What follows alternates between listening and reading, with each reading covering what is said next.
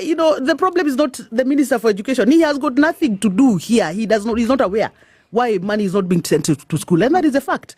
He has got nothing to do. But there's one man sitting in Statehouse pulling every string.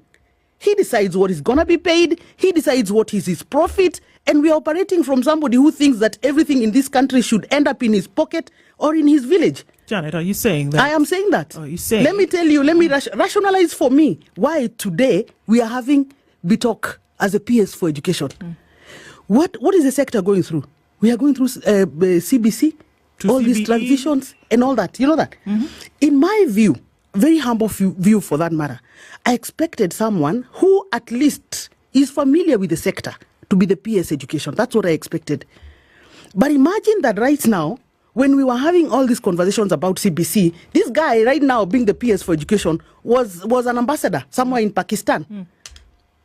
Just when we want to do the implementation, he was the PS immigrations and everything else. So remote to the sector. But you know what?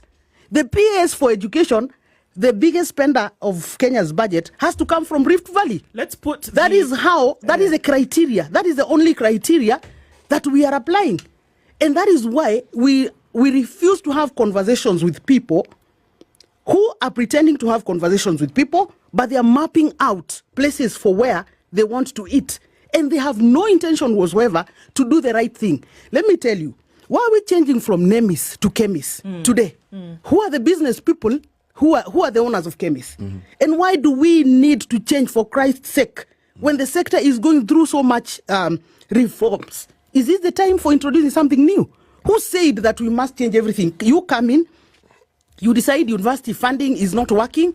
We ask you, what in God's name was not working so that you decided to change to the new funding model? What was not working?